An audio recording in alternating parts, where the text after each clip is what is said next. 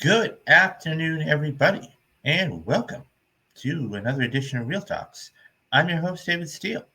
Um, I hope everybody's having a fantastic day, no matter where they are. It is a big, big day because we have the opening of one of the most anticipated movies of the year in Across the Spider Verse. Um, I actually have a 5:20 showing, so I have to go in about 2 hours. So I wanted to put together a show though because there's a lot of stuff happening, and yeah, so we got a lot of stuff to get to. So let's just jump right into it, and then I'll talk about all that other stuff at the end of the show. So, as we all know, there was a film that came out a couple of weeks ago. Um, did really well opening weekend, but the budget was massive, absolutely massive. And I'm talking about Fast 10. So Dwayne Johnson is now actually coming back to the franchise after, for years and years and years, said he was going to. And now he is actually going to be getting his own spin-off. Now, this is not going to be a Fast 11 or a Hobbs and Shaw 2, and we're going to get to the article from THR in a minute, but it's more of a, as he put it, a Fast 10 and a half. So I, a lot of questions I have, but let me get to the article first because I think it's worth reading and then talking about. So, according to the THR, okay, Dwayne Johnson is returning for a new Fast and Furious movie. And the feature is written by Chris Morgan. It won't be a Hobbs and Shaw sequel, and it's not a Fast 11. Think of it more as a Fast 10.5. After the surprise tease at the end of Fast 10, Universal was making it official. Dwayne Johnson, or The Rock, is coming back for another Fast and Furious movie. Johnson will star in an untitled Fast project. Universal and Johnson announced Thursday. Fast mainstay Chris Morgan penned the script. The return is a major reversal for the star, who had insisted repeatedly that he was done with the action franchise after clashing with Fast headliner Vin Diesel. The new project will also mark a return for Morgan, who sat out Fast 9 and Fast X, but penned six of the main franchise movies, as well as the spin off Hobbs and Shaw, which starred Johnson and Jason Statham. Johnson, who will also produce Bath Project with his Seven Bucks production partners Danny Garcia and Harim Garcia. Interestingly enough, interestingly, joining Johnson on the producers list is Fast Star and steward Vin Diesel, who will produce with Samantha Vincent via their One Race. The producers are definitely clearly taking the franchise's theme of family to heart, as Danny Garcia is Johnson's ex-wife while Harim Garcia is Danny's brother and Johnson's ex brother in law. Samantha Vincent is Diesel's sister. Also producing for Morgan are Chris Morgan's productions, Jeff Kaisenbarden for Roth and Kaisenbarden Films, and Neil Moritz for original film. This new spin-off is not a spin-off of a la Hobbs and Shaw, nor is it a Fast 11 or Fast 12. Rather, sources say the movie will act as a bridging chapter between Fast 10 and Fast 11, more of a Fast point 5, if you will, or 10 and a half. It is expected to star other fast actors as well. But fans should not get too excited about an on screen reunion about Johnson and Diesel just yet. Sources also say that Diesel is not expected to star in this side chapter, although nothing can be ruled out for future projects. In essence, the two conflicting megastars have found a way to reunite behind the screen, but not on the screen. To Johnson to return Johnson to the Fast franchise, but without returning him to Diesel's family dinners. Johnson and Diesel clashed back in 2016 when they had on the set of the Fast and the Fate and the Furious when Johnson uh, sparked Johnson to go public on his displeasure on Instagram, calling out an unnamed male co-star.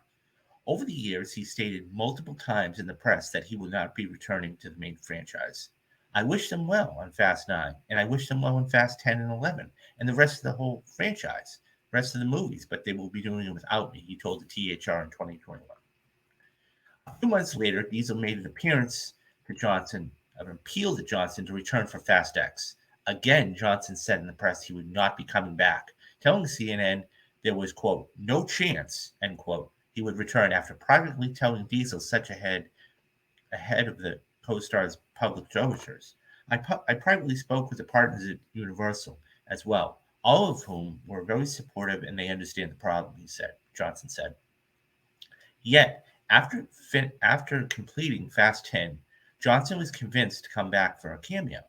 We reached out to Dwayne and his team and said, just come watch the movie. You have to love it. Have to love the movie first. So he came and he watched the movie and he really loved it. And then we started talking. Fast X filmmaker Louis Tour said last month at THR. But in a social post Thursday, Johnson said the family was back together. Last summer, Vin and I put all of the past behind us. We'll lead this brotherhood in resolve and always take care of the franchise, characters, and fans that we love. The new movie allows Universal to extend the life of the franchise and it now spans 2 decades plus, one that is supposed to be winding down.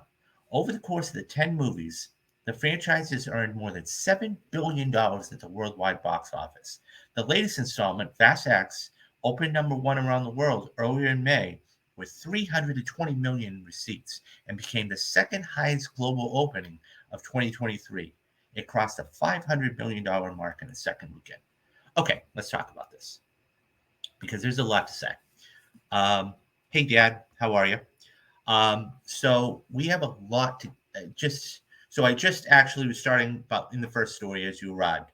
So let's talk about this because I think that this is one of those things where I got to be honest. I just don't see for him to say this is a fast. First of all, the fact that they're doing a spinoff and he's going to be the star of it. This is Dwayne Johnson again trying to reinsert himself into another franchise. If you go back over the course of the last few years, he has tried to do that. I see the comment and I'll get to you in just a minute. So basically what it ended up happening, this is Dwayne Johnson just trying to reinsert himself into the franchise. And basically to say that Vin will not be starring in this, okay, that's a couple of things. Number one, that's not to say he will not have a supporting role in this, okay? He will not be, just because somebody says, oh, I'm not going to star in a movie, doesn't mean that they're not going to have a supporting role in the movie, okay? That's something to keep in mind. Number two, when they say other fast stars are going to be in this, you can kind of deduce who is going to be in the movie. Okay. So I've always said Michelle Rodriguez is an integral part of this. If Dom is not going to be in this, then you can pretty much tell Michelle Rodriguez is not going to be in this either. Okay. Which leaves only a few other people. Okay. That's going to be Ludacris. That's going to be Tyrese Gibson. Okay. That's going to be Charlize Theron. Okay. That's probably going to be Brie Larson. Okay. And, Gal Gadot. So those are probably the 5 people today you're going to see, not today, but in the future that you're going to see.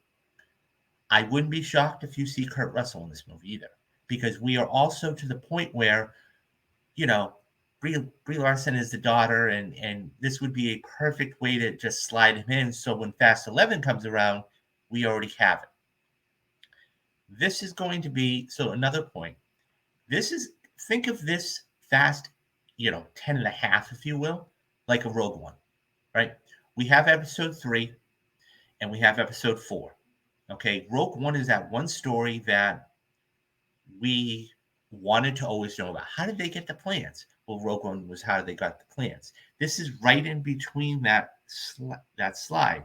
So you're going to have 10, you're going to have this little movie here, and then you're going to have 11. And this is just one of those things where I got to be honest. What are they? what is Universal doing here? I mean, I don't know. I mean, I think that it's a bad move. I will not be, just because he's producing too, doesn't mean there's not going to be friction, you know? Okay, so let's get to a couple of these comments here. Yeah, it says, that day you had Matthew on talking about Fast Sex, he said he would never be another spinoff or anything. I disagree. No, you're right.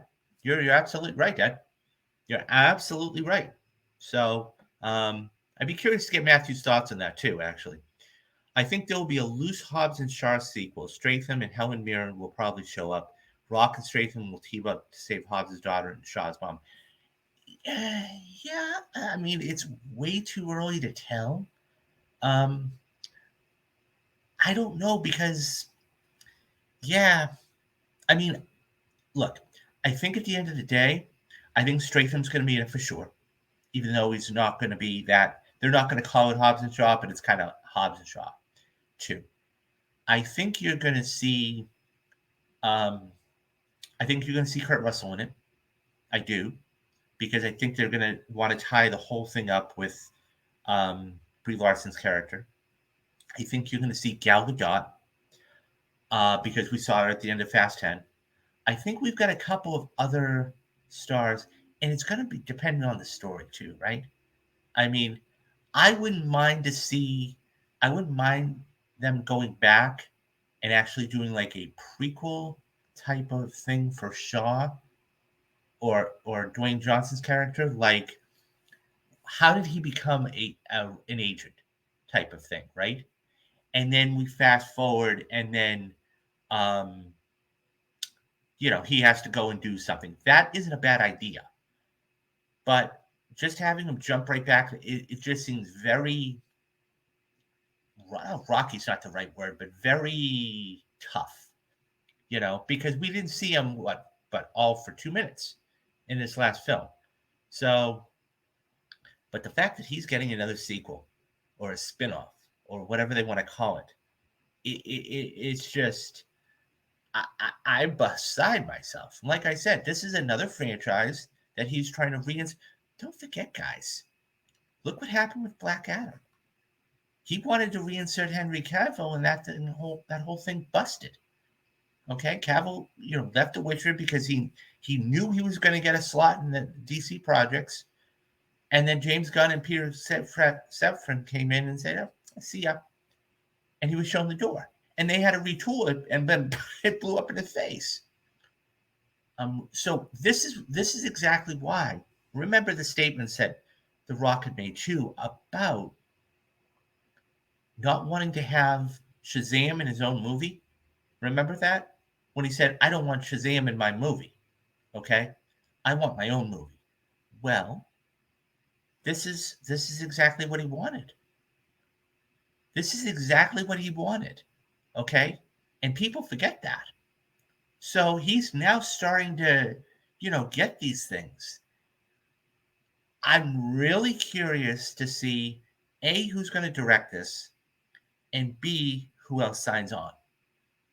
And look, I don't want another male-led cast. You have to have, whether it is Helen Mirren, whether it is Charlize Theron, whether it is Brie Larson, whether it is, Michelle Rodriguez. And who knows? I wouldn't be shocked. I wouldn't be shocked. I'm going to call it right now. I wouldn't be shocked to see Vin Diesel make a cameo at the end.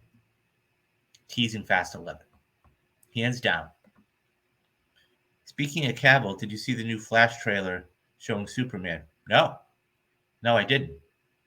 That's interesting. I'll have to check that out.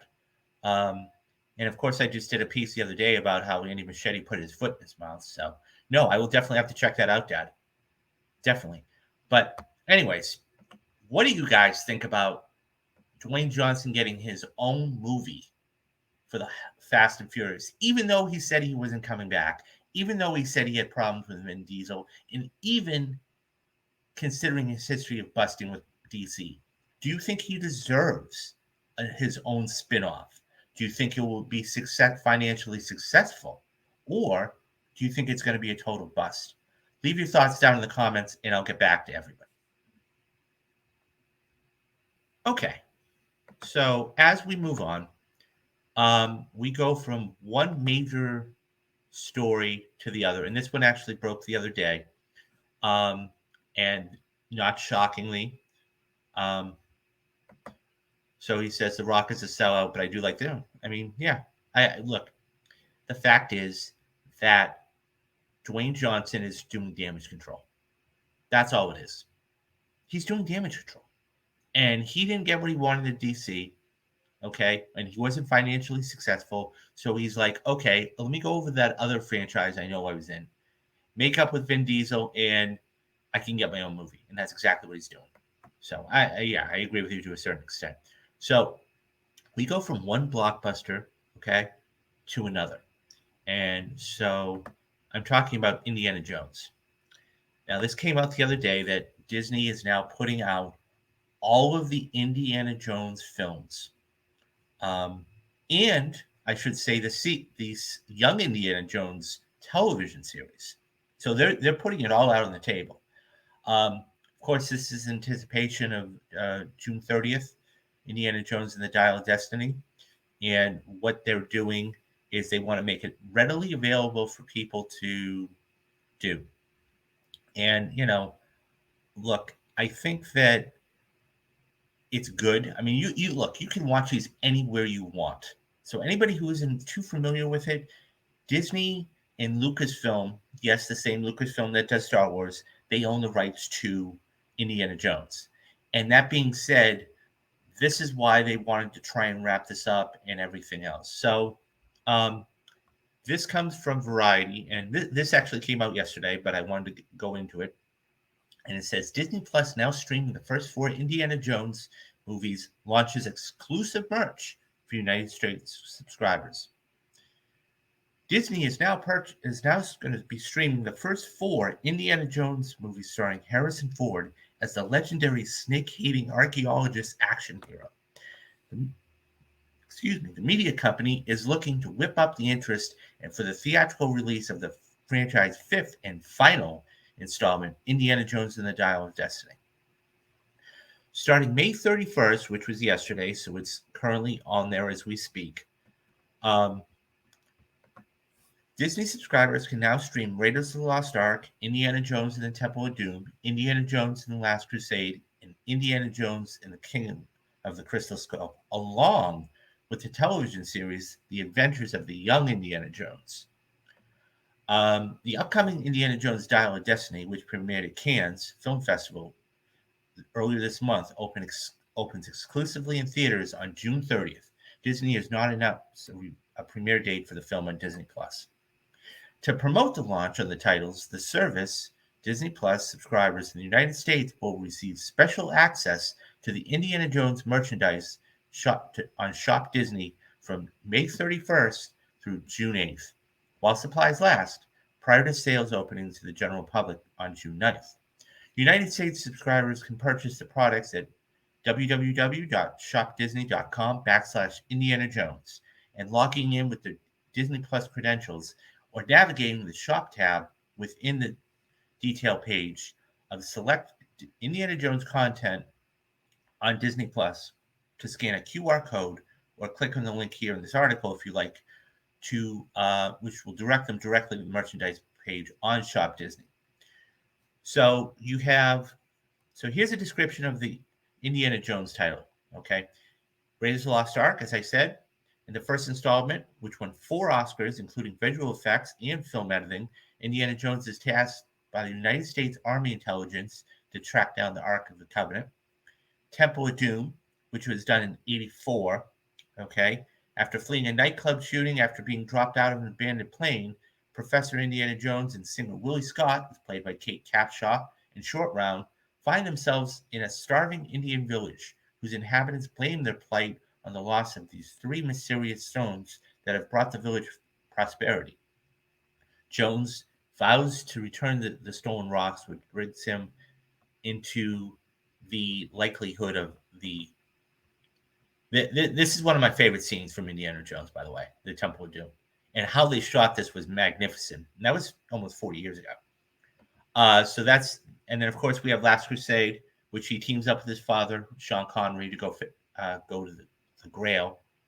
And then one that I think, so you have Kingdom of the Crystal Skull back in '08. Okay, Dr. Henry Jones is called back into action when he becomes entangled with a Soviet plot to uncover the secret behind the mysterious artifacts known as Crystal Skull. And for all those other audiences, The Adventures of the Young Indiana Jones.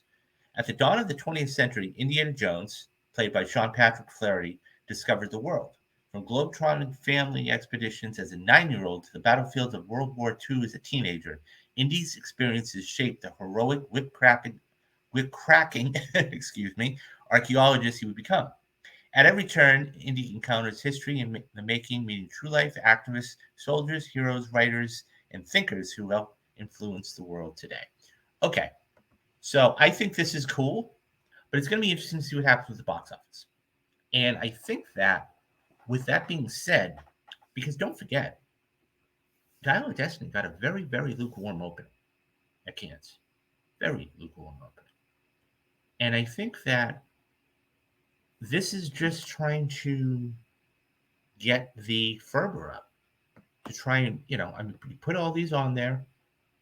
You say, oh, you can get a discount for doing that. I mean, and Disney's going to have a really tough month. A really tough month. Because they got Elemental coming out, which is not tracking well right now.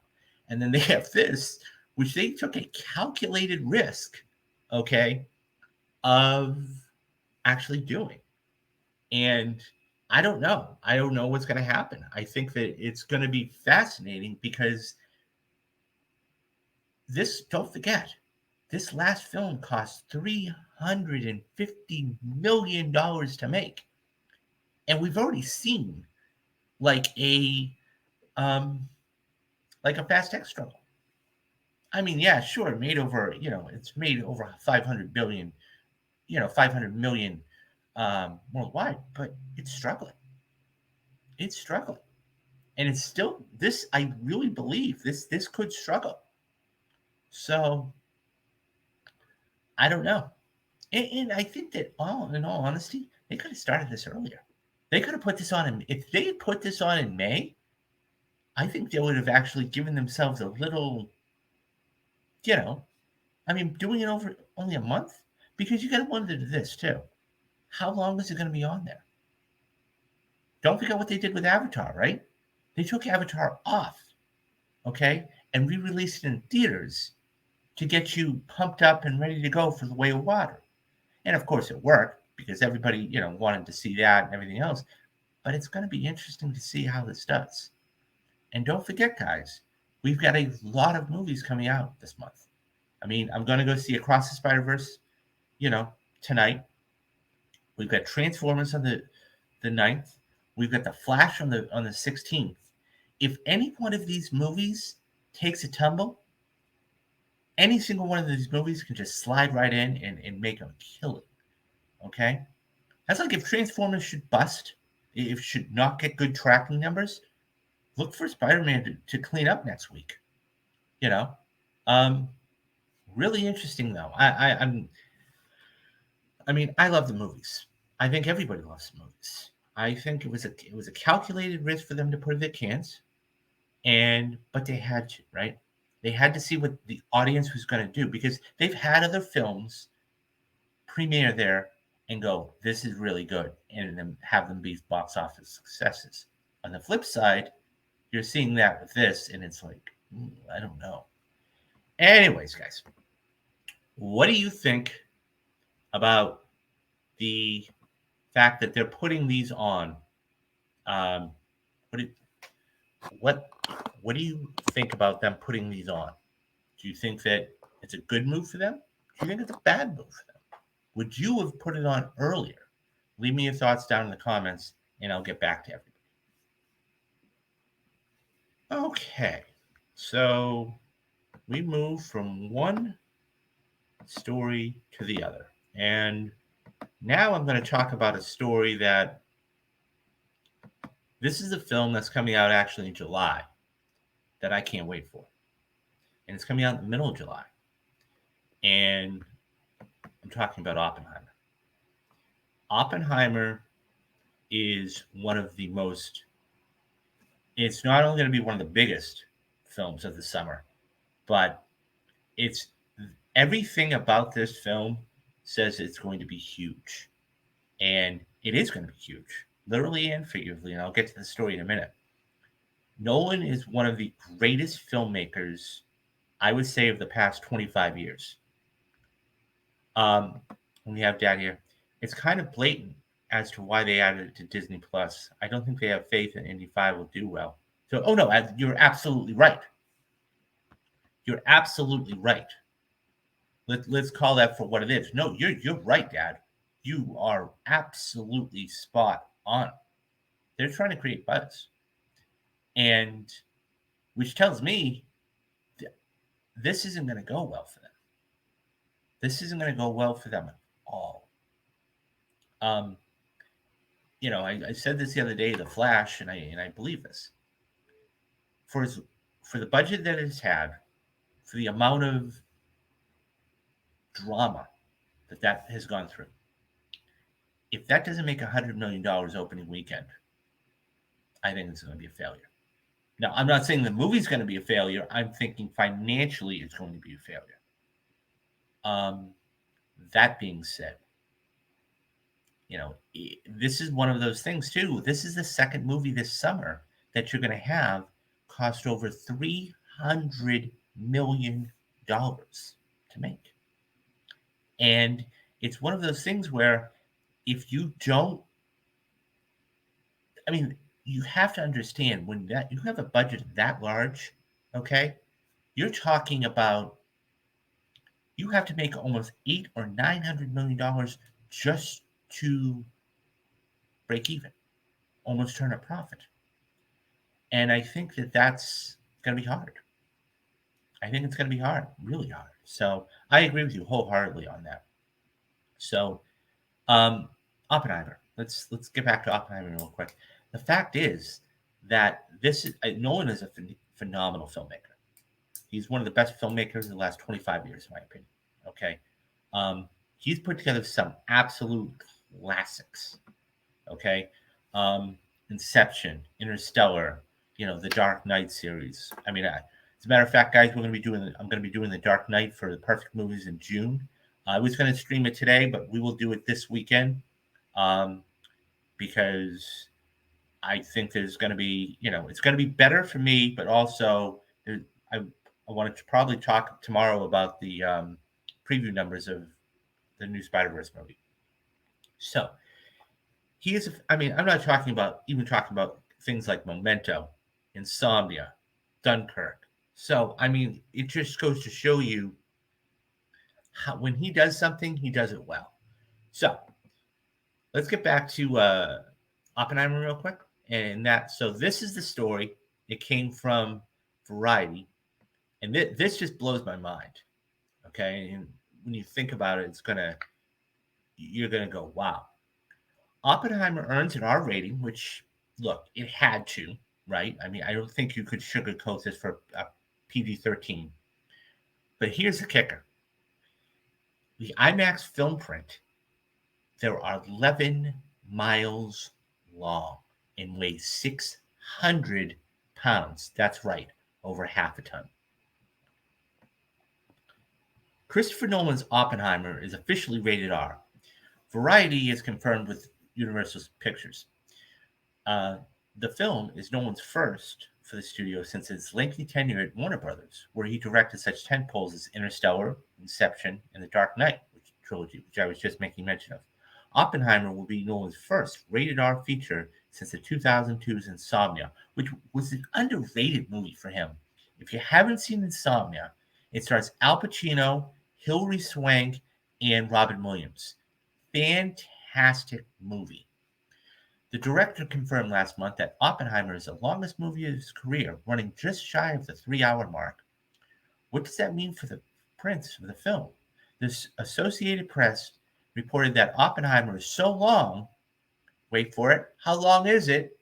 The prints of the movie are, quote, 11 miles of film stock, end quote, that, quote, weighs some 600 pounds, end quote, as is par for the course. Nolan shot the movie using large format film cameras. Universal Pictures has now made tickets available for the film in premium theaters such as IMAX 70mm, 70mm, IMAX Digital, 35mm, Dolby Cinema, and many more. Nolan told the AP that the quote, best possible experience, end quote, for Oppenheimer is this IMAX 70mm film format. However, that format only exists in 25 theaters across the United States. Some of the venues include the AMC Universal City Walk in Los Angeles, the AMC Lincoln Square in New York City, the, the Cinemark Dallas, the Regal King of Prussia near Philadelphia, and the AutoNation IMAX in Fort Lauderdale. The sharpness and clarity of the depth of the image is unparalleled, he said. The headline for me is by shooting on IMAX 70mm film, you're really letting the screen disappear. You're getting a feeling of 3D without the glasses. You've got a huge screen and you're filling up the vision of the audience. You're immersing them in the world of the film. Large format theaters are essential to experience the sound design of the film. Nolan's movies have been criticized in the past for simply being just too loud. But it sounds like Oppenheimer might blow the roof off the theaters when it comes to the showing of the Trinity test, which marks the first detonation of a nuclear weapon. We knew that this had to be a showstopper, told the AP. We're able to do things with picture now that we were only able to do in sounds in terms of an oversized impact for the audience, and a almost physical sense of the response to the film. Nolan has already revealed he was able to simulate the explosion of the atomic bomb without relying on visual effects. Oppenheimer follows theoretical physicist J. Robert Oppenheimer as he leads the Manhattan Project and creates the atomic bomb to end World War II. Cillian Murphy stars as Oppenheimer, opposite Emily Blunt, Matt Damon, Robert Downey Jr., Florence Pugh, and many, many more. Okay, let's talk about this. Hey, Meadow, how are you? I totally agree with you. So I was just reading a piece that basically was saying Oppenheimer's film, the actual film itself for the IMAX, is 11 miles long and weighs 600 pounds, which is crazy. So, and he was basically talking about, so yeah, I mean, that's what the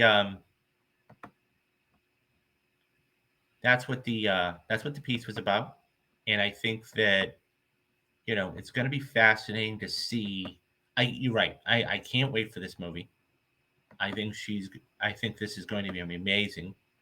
And I think that Nolan is one of those old school directors, kind of like a Martin Scorsese, where um, he just tells a story, right?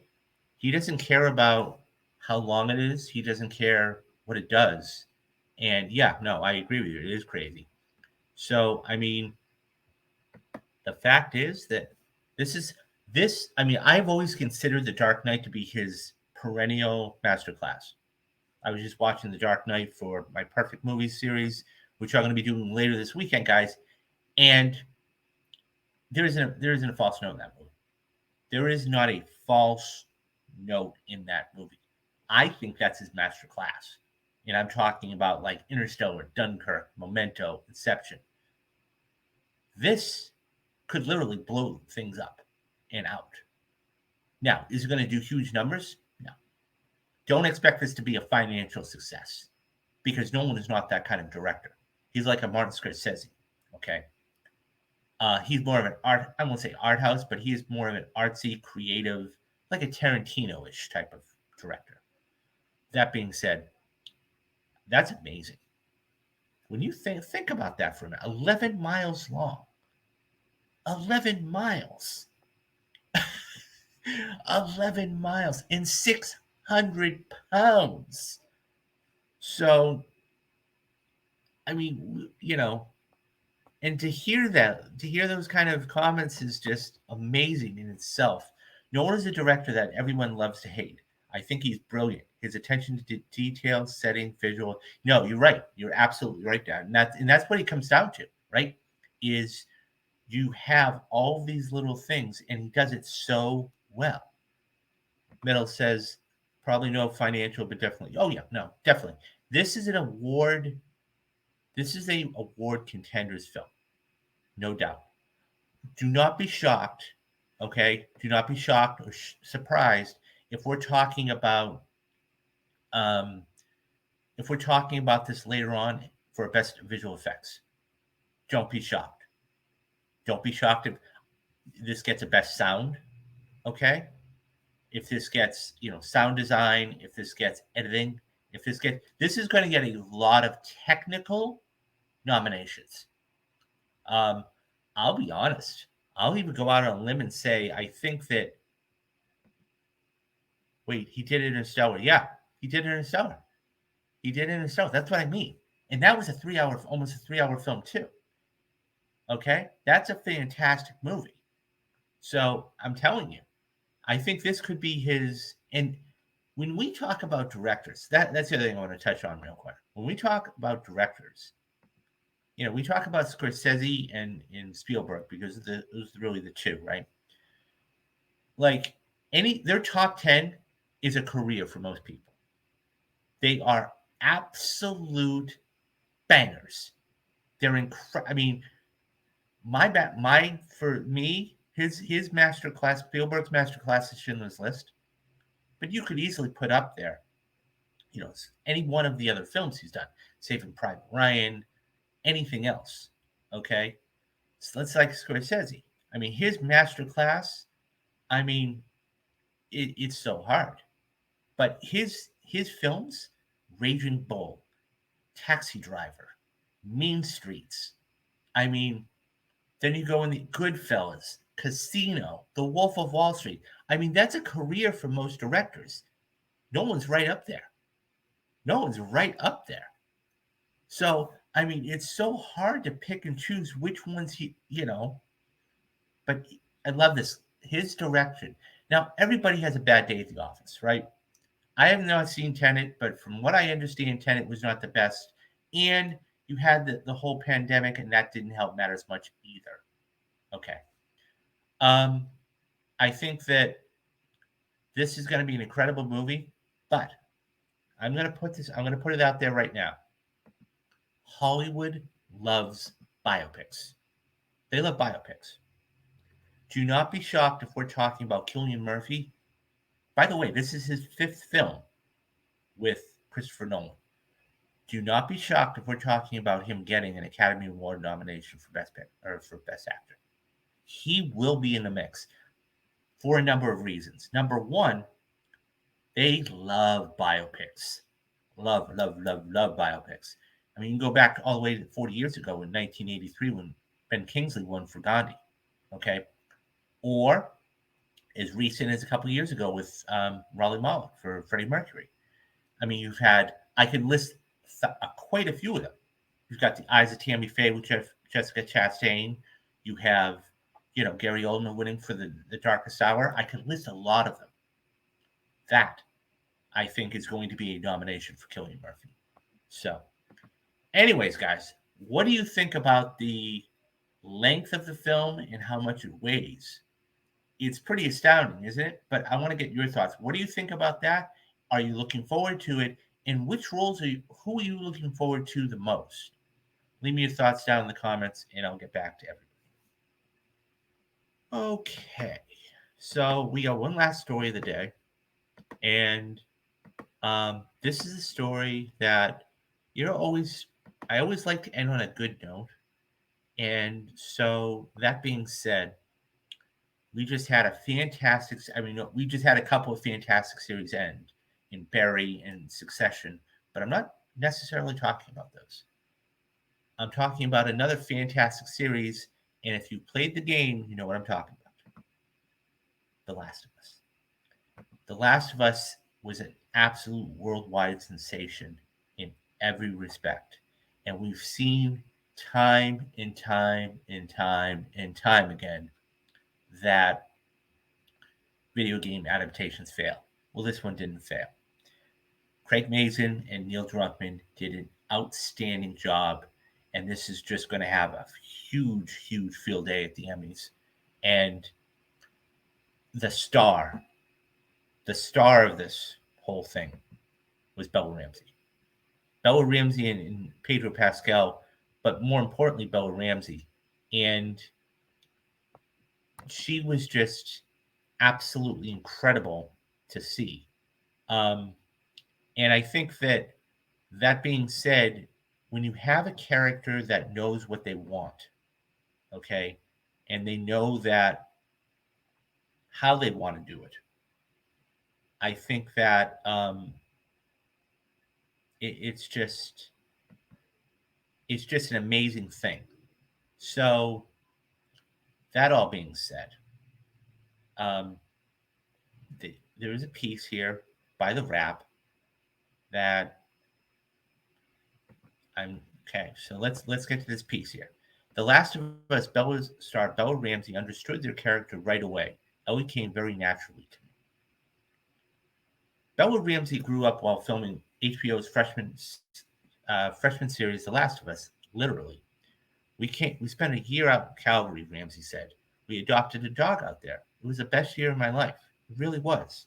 I turned 18. I was over there and did absolutely nothing for my 18th birthday. They paused, then added, the day before I stabbed an infected in the basement. That was my last day of being a child. It was a fitting milestone for the British actor, thrust into the spotlight with her star turned into the series after breaking through in a small but yet iconic role as the young, resolute Linda Mormont in Game of Thrones. In The Last of Us, Ramsey plays Ellie, a teenager immune to the rampant fungal infection that wiped out most of the world's population and turned the disease zombie-esque creatures into a pennant for destruction. So, oh, thank you very much, Metal. Let me read this right now. Secret Invasion comes out soon. Will you do a watch party or reviews? Yes. Yes, I will.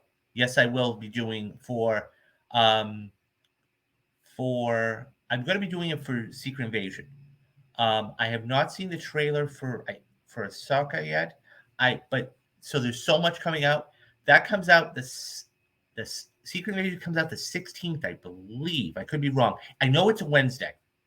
So it is, I believe it's either the 24th, the 14th, or the 21st.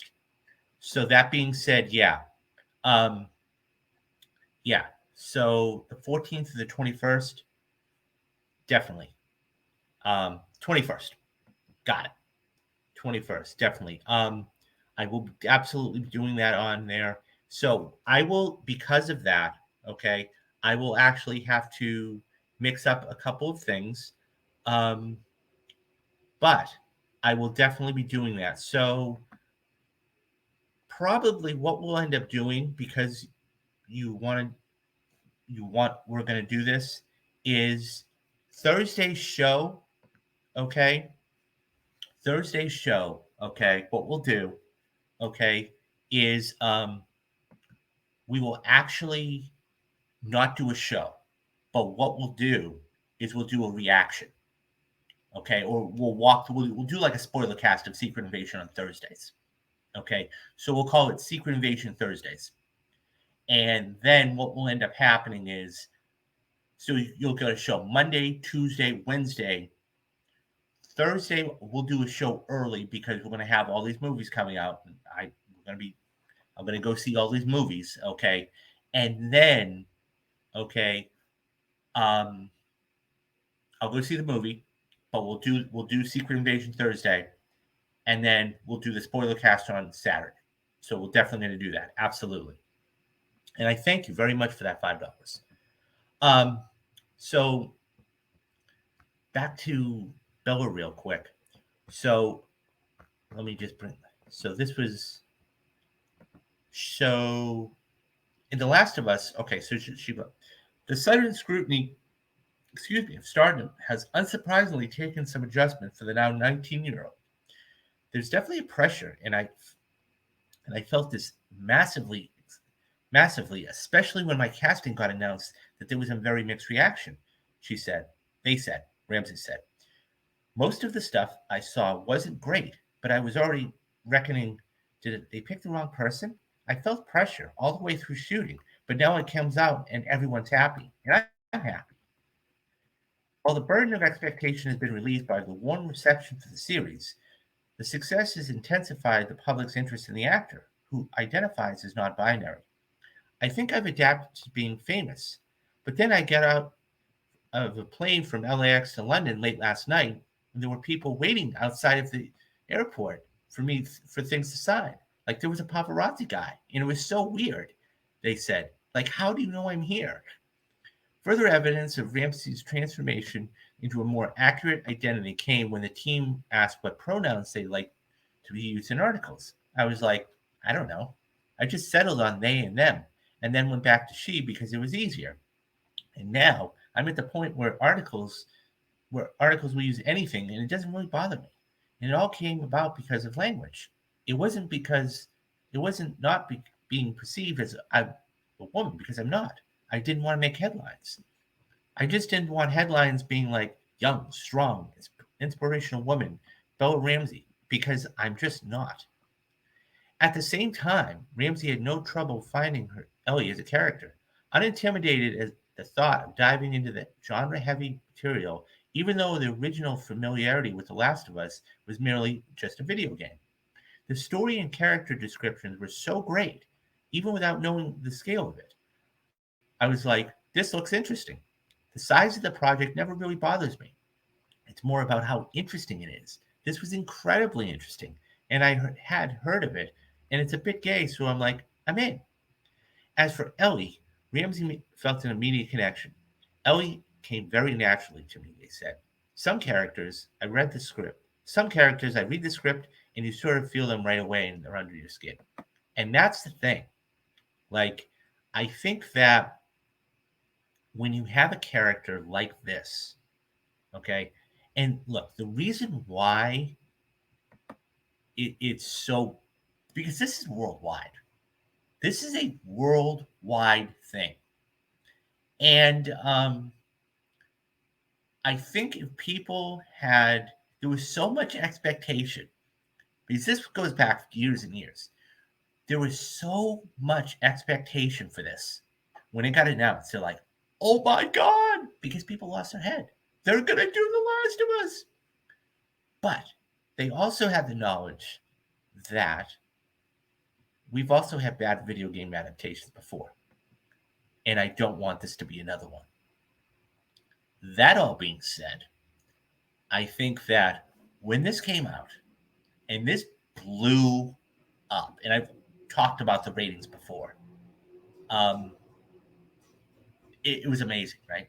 And so she really had to transform her themselves from being this little star from one or two episodes to this mega star. And they even said coming out of the airport, how do they know I'm here? I have all these people around.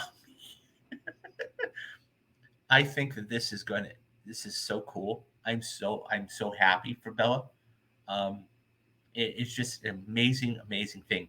And I cannot, and I'm sure you guys can't wait either, for The Last of Us Part 2. We have a writer's strike going on and everything else, but this is going to be anybody who knows about The Last of Us and The Last of Us Part 2, look out. They have already said, they have already said they're going to separate the two. Um, so anybody who's played The Last of Us 2 knows it's a very, very, very, very long game. But here's the thing, they're going to separate it into two seasons. And if you know what I'm talking about, you know exactly where they're going to cut it off. They're going to do a season finale. At least I think so. I have no inside knowledge about this, but that would be interesting to see. I mean, now this version here, okay, we see this is, I think, like a PS4. This isn't like a PS5 rendered thing, but you can see when they talk about articulation to detail, I mean, look at that. Look how close that is. I mean, it's just, it's amazing in every single way. Um, I can't wait for The Last of Us Part 2. And This is going to do huge numbers, and it's going to be so much fun. And we're definitely going to be talking about The Last of Us Part Two when that hits. And you know, so yeah, I mean, so I guess the question is, what did you think about Bella Ramsey being Ellie? Did you watch The Last of Us? And by the way, guys, go back and tune into all the streams that myself and a bunch of other guys and gals did on The Last of Us. We did every single episode breaking it all down. Um, it was an amazing series. What did you think of The Last of Us? What did you think when they cast Ellie or Bella Ramsey as Ellie? Did you like the casting choice, or did you say, I didn't really care for that? Leave me your thoughts down in the comments, and I'm going to get back to everybody. Okay, so that is going to do it for today's show, and I want to thank Metal again very much for that super chat. That was very nice of you. Um, so a couple of things I wanted to do right up quick. Number one, okay, I put out a tweet saying we were going to do the Dark Knight stream. We're not going to do it today, okay, because I actually in about an hour I'm going to be leaving to go see the new Spider Verse movie. I sat down and watched the first one the other day, and I was blown away. Anybody who saw the tweet, I was blown away. It was so much fun. I couldn't stop laughing. They did. It's almost. I would. It's a stretch. Almost a perfect film. I mean, I'd have to sit down and really watch it again to really dissect it. But yeah, it could be. We might actually do that as a perfect film later on this year. I mean, it's that good. And if this is any indication, look out! It's going to clean up at the Oscars again and probably win Best Animation. So I'm going to be. I'm going to go see that in an hour. So getting back to what I was saying, The Dark Knight. I will be streaming The Dark Knight probably. Um, Absolutely. So come back here on Saturday. Okay, come back here on Saturday, Meadow, and I'm going to be doing a spoiler cast. I haven't figured out what time yet, but I will definitely tweet it out for everybody, and that way we can all talk about it. It's going to be a spoiler cast, so that's everything. We're not going to hold back. I will put out a first reaction, like a first reaction tweet, as soon as I'm out of the theater. Um, give you just a brief tease of that type of thing, but definitely we are going to be doing a review. So that being said, so we're going to have the spoiler cast on Saturday. We're also probably going to be doing the Dark Knight either on Friday or Saturday. Okay, so probably more like Saturday. Probably it's going to be an earlier stream on Saturday, so you guys are going to get two streams: the spoiler cast and the Dark Knight. Um, what else? Mission Impossible. I'm going to sit down this weekend and watch another Mission Impossible movie, and we're going to be getting that. I will be getting that up, and early next week, I'm going to be doing that. The podcasts. I'm going to be next week. I'm going to be putting up a lot of podcasts, guys. So if you hadn't, if you didn't have a chance to catch the whole show, but you came in, um, don't worry, you'll be able to get the whole show in there, and that will be taken care of. I have all of May out there. I'm going to start editing May. That's done. On Monday, okay, we've got a very cool guest coming on the show. This is more personal for me, and you know, but we're going to be having anybody who's a poker fan, and I love Texas Hold'em. That's my first love. Okay, anybody who's a Texas Hold'em fan, so about a year ago, right around a year ago, 8, 9 months ago, I had Chad Holloway on.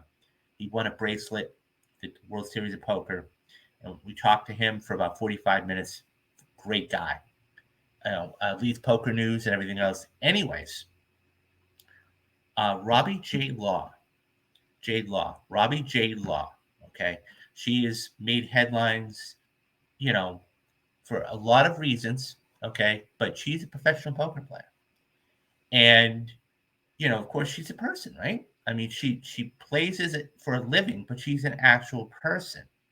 So we're going to get her on the show, and we're going to talk about everything. We're going to talk about what she likes to do in her spare time, what movies she likes, how she got into poker. So we're going to be having that interview. So that's going to be at 12 p.m. Pacific Standard Time, 3 p.m. Eastern Standard Time. So that's going to be Monday. Um, and then, we're going to have we're going to have the show for Monday, or that's going to be Monday. And then Tuesday, Wednesday, Thursday, we're going to be having shows. Um, and then we're just going to keep going, guys. So,